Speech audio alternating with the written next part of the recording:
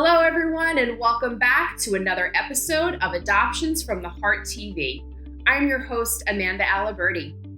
Today, we're going to be sitting down with Helen and Marcus. They're going to share their journey in coming to Adoptions from the Heart and what it was like to be placed with their daughter through an emergency placement. They'll discuss a little bit about their experience with open adoption, as well as their overall journey in becoming a family.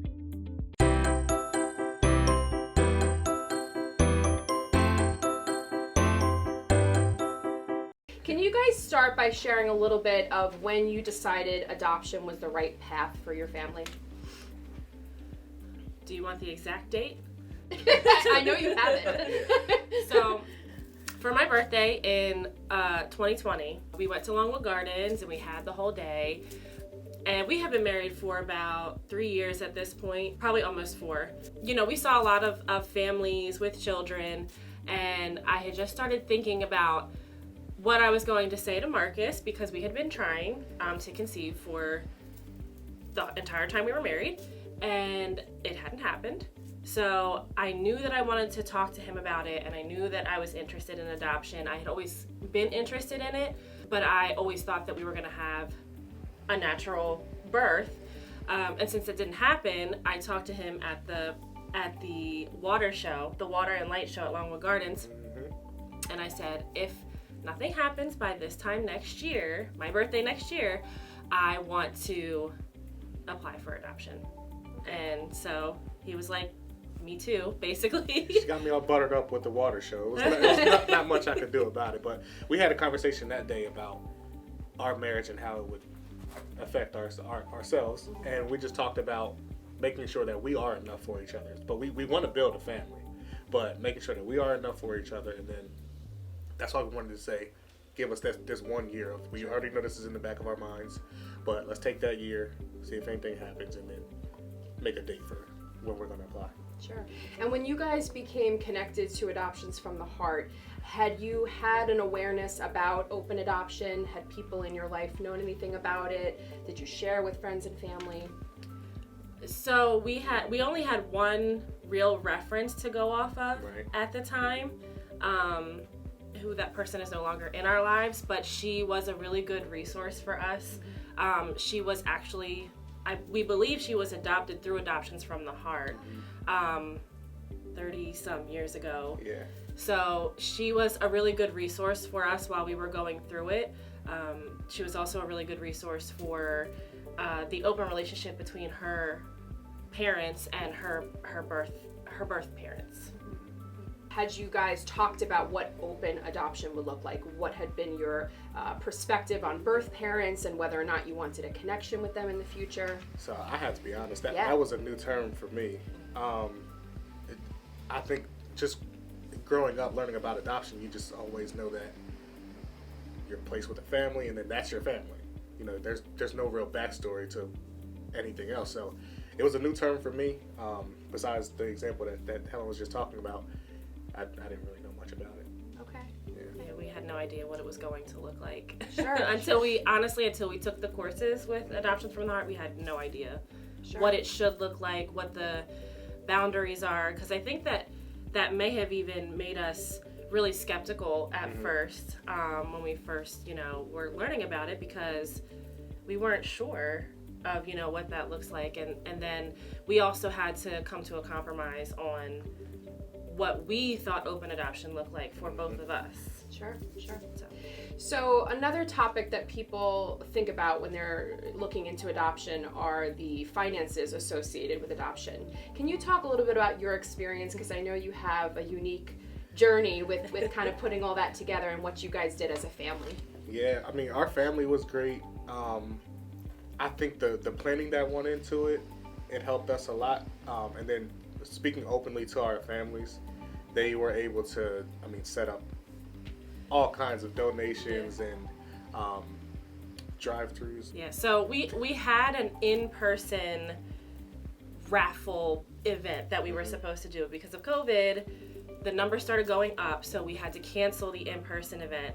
And Marcus's mom put together in like 2 weeks from the time it was canceled until like 2 weeks later, which was the Saturday after Thanksgiving, I think.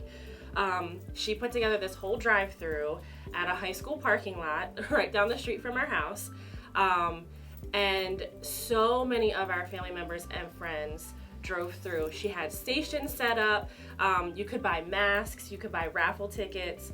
But the most important thing was that everybody put their name on an envelope, and they put their donation in that envelope and then put it in the box at the very end. So we knew who to thank for their donations and things like that. That, I want to say, got us probably over half of the funds for our adoption. Yeah. But as I said, we do come from a big family, so it's a little bit different. Our family is very far and wide, and we were lucky enough to have everyone's support after talking to them about it for so long. Sure. Well, let's kind of jump into when you were placed with your daughter. I know you guys had the lucky privilege of experience an emergency placement. Can you talk a little bit about what that looked like and how you guys handled that as a family? It was crazy. Let's speak the truth. I was like, I'm going to let you start because you got the call first. And listen. And he's still not happy about it. So I did receive the call. Mm-hmm. And I feel like my whole world just stopped in that moment. I did not know how to react, I don't think. I think I was so in shock that I couldn't even cry until I got off the phone with you.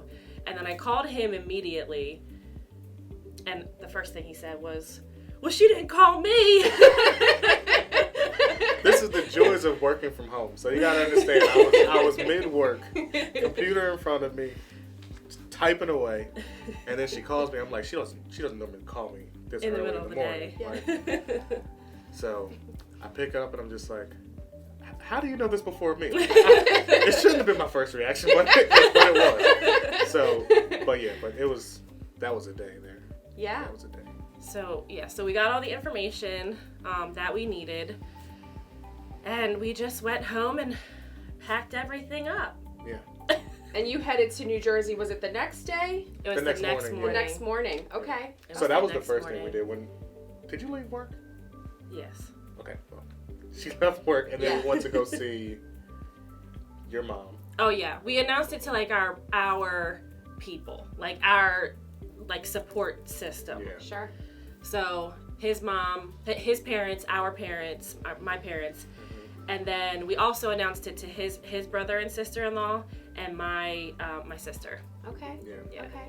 So the next day, you kind of have everything ready to go. You head to New Jersey. Talk to us about the support and guidance you received during that initial hospital experience, because I know emergencies can be very overwhelming for families, and I want them to understand what type of, support you received during that time. Well, luckily for us, we took the classes. I can't remember which class it was, but it let us know what to pack or have packed already. Yeah. So we had a good amount packed for weeks. Yeah. I mean, we didn't wait that long, but it was still weeks that was packed. So heading to New Jersey was a fun ride, actually.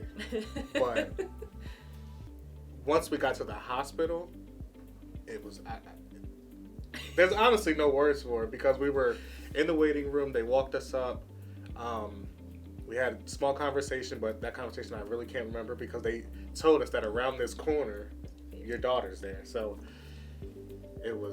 we sat in that waiting room for 20 minutes, maybe 10 minutes, maybe an hour. I have no idea, but it was a little bit of time there, and then. Well, first we had to go to the office. Yeah. We thought we were going to go straight to the hospital and pick her up, but we had to go to the office and sign all of the paperwork, and talk with the social worker, Jess, who we were working with at the time, or who was working with the birth mom. And that was like the worst signing of papers of my life, I feel like, just because I was so ready to see her. I was so ready to see our daughter. And even at that point, we weren't saying our daughter yet because we knew that the TPR hadn't been signed yet. We knew that, things could change. We knew that, anything could happen within the next couple of months. So it was I don't know, it was very nerve-wracking. Yeah. It was very nerve-wracking. But when we saw her, it was all of that went away. I was just going to ask, so Marcus, when you did finally turn that corner and walked up to see this baby, what emotions went through your head? Sometimes people wonder, like, wow, do families really bond with the child when they first meet them when it's not biologically theirs? So talk to me about how that felt. Yes, there is an immediate bond. For me, never have held a child that small before. It was scary, but the bond was there immediately. There was no, it took no time, which is scary to think about, but it really took no time at all. The nurses were there giving us a ton of information that, again, do you remember blew any of right it? over my head, but no, so we spent some time there and just sitting in the hospital, in the room, just at that point it was just us three with, Jess was taking pictures. Jess was taking some pictures, yeah. So you certainly bonded with her. You felt all the wonderful emotions that new-time parents feel. Yeah. Good. Now, what is the race of your daughter? She is black. She is black, and you are an interracial couple. Yes. Talk to me a little bit about that. Has that come up at all over the course of her life? Do you receive any sort of feedback or comments from anybody in your life, or even strangers on the street? Does that play any sort of role in your life as a multiracial family? So, I honestly don't know what we did in our lives to be as lucky as we are, but I cannot explain the amount of times that strangers will stop us and say, "This is the cutest baby I've ever seen." Well, she is. She is. We We're definitely biased, but she is. we have started keeping a counter when we go out in public of how many complete strangers come up to us and tell us how cute she is and how gorgeous she is, and then also how many people say, that's what I was going to, the second she comment, looks just like him. Yeah. She looks just like Dad. That's like the running joke in that's great. our family. Like, Sure. did you plan all this? And like, did you? What is going on here? But yeah, it's crazy to think how well she fits in with our families. Like even with her cousins now and with everyone else, it's literally she just fits right in. That's wonderful. Yeah, I think just because of the way that we are and her, outgoing and happy nature, I really think that people just think that we made her. Mm-hmm. People just think that we made her. Mm-hmm. Sure. Honestly. Sure. We have not really been, I haven't been asked too many questions as far as like her race and stuff like that. I'm sure that will come up at some point. Does it ever happen when you're alone with her without Marcus? Not yet. I'm sure that it will. Okay. And I'm sure that people are going to assume that she is biracial. Like I said, because it does look like she could have been from us. Sure. I think that biracial will definitely be something that is said to her in the future, or asked of her in the future. But we've had this conversation, and I hope that she always just says how proud she is. She is black. She is 100% black. So good. And then can you guys talk about the open adoption you have with her biological family? So it is open. We're open to it. We haven't had the chance to meet yet. Cece's just turning a year last week, within the last 2 weeks. But we signed up for 23 snaps. And that's been a godsend, honestly, because we're able to send as many pictures as we have in our phones, and her birth mother is able to comment and laugh back and forth and just share stories with us. So it's been great. Yeah, we're hoping to get to meet her at some point in the near future, whenever she is ready. We are hoping that we can meet her in person and Cece can meet her. But 23 snaps has been really good. I am a picture person. I'm a picture and video person. From being in our house, like there's pictures all over the walls. So I actually send pictures probably every 2 to 4 weeks. I send them in 23 snaps. Even though that's not required of me, until the birth mom asks me to stop for whatever reason, I will probably continue to share them because I want her to see Cece grow as well. So I just want to make sure that she feels loved and appreciated, and she knows how much she means to us and our family and Cece. Sure. And for those who don't know, 23 Snaps is a platform that families can basically electronically post photos, similar to Facebook, right? Where they can then comment on those pictures, and there can be an exchange back and forth. So I'm happy to hear that that's been a successful way of you guys being able to communicate. And I do want to point out and rather thank you guys for continuing to do that, because sometimes families, when they hear that the birth parent is not as involved, right? They don't have as much contact, don't come to visits, never met the family. Families will sometimes pull back, right? And not provide those updates. But it sounds like you guys continuously do that, which is really important, because she may in fact be looking at them whenever you post them and just doesn't want to communicate directly with you. So I think that that's really important and something that everybody should recognize. So as we're kind of wrapping up, I just want to ask you, is there anything that you want people to know? Something like, when you first came into this process, you were unaware of, or something you wish you had known, something you want our community to hear about your journey with adoption? Do you want to talk about what we've been talking about? Yeah, we want to know. So we actually think, we've been talking about it, that it might be beneficial for people who are married.